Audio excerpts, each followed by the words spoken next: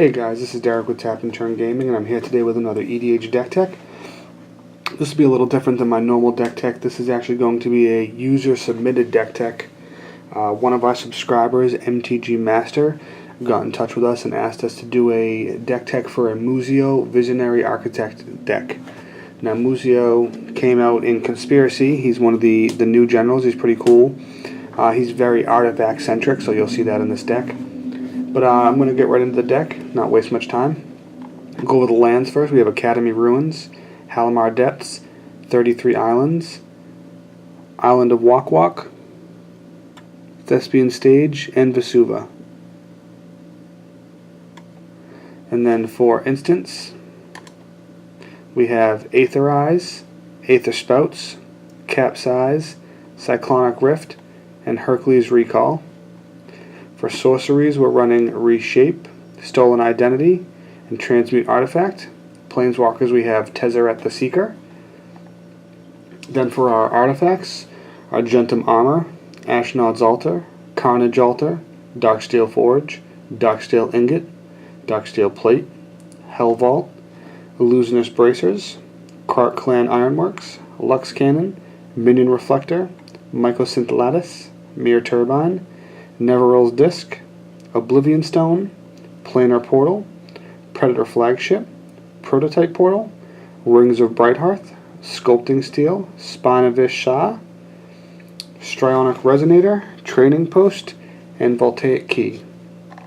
Then for our creatures, we're going with Arkham Dagson, Chief Engineer, Darksteel Colossus, Drow Scorpion, Duplicant, Fairy Mechanist, Grand Architect, Inkwell Leviathan, Junk Diver, Karn Silver Golem, Kuldultha Forge Master, Master Transmuter, Memnarch, Mycosynth Golem, Mirror Battlesphere, Mirror Retriever, Pentavis, Phyrexian Metamorph, Scarecrow, Soul of New Phyrexia, Steel Hellkite, Thopter Assembly, Treasure Mage, Triskalavus, Triskelion, Veldelkin Archmage, Voltaic Construct, and Wormcoil Engine.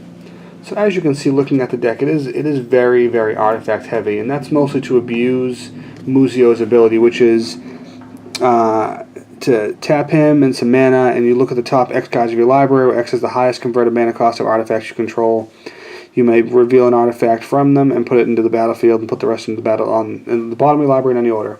It's a very, very powerful ability. Because you're revealing cards based off your highest mana cost of artifacts on the field, not putting that one into play. So for instance, if you have an Argentum Armor down which costs 6, and you use his ability, you're going to reveal the top 6 cards of your library. But if one of those 6 cards is, say, a Darksteel Colossus, you can put that right into play. You're just revealing based off what you have on the board. It's a very, very powerful ability. So, once you get him down, and then, put like where are we at here? Illusionist Bracers on him, so when you use his ability, you do it twice. It's going to be really, really powerful. And he comes out hard. He only costs 3 mana to cast, so he could even be a tiny leader if you wanted him to, but his ability is just bananas. It's really, really good. I don't know how I didn't see him before, and I run a Sharoom heavy artifact deck, and I don't have him in there. It's just, his ability is really, really good. So as far as the mana cost of the deck, which don't really matter as much because of the ability, but it really sits around 2, 3, 4, and a little bit 6 and 5. So 2, 3, 4, 5, 6. So the curve isn't bad at all. It's got a pretty reasonable curve. The deck comes in at a whopping 336. Probably based off the fact that I have cards in there like Academy Ruins, which comes in at $10 alone. Cyclonic Rift is a few bucks. Tezzeret is up to 15. I don't know how he got so high. You can buy the Tezzeret dual deck and get him, and it's only $20. So if you need one, get that. But basically, the deck is really just about getting out one of your bigger artifacts fast, so you can start getting out bigger artifacts quicker. But you don't even have to worry about ramping too much. If you use his ability and you flip a Mirror Turbine for 5, or you have a Mirror Turbine down and you look at your top 5 cards, you put anything into play, that could be a Memnarch. and then now you're looking at 7 cards. It's a very powerful ability that I don't know how I didn't come across it sooner. But the deck has a lot of little micro synergies in it. That's just how I build decks, is I like to have things in there. So when you have something down like Mere Turbine that you can tap to get a creature, well, you can tap that creature and sacrifice it to Ashnod's Altar to get 2 mana to your mana pool.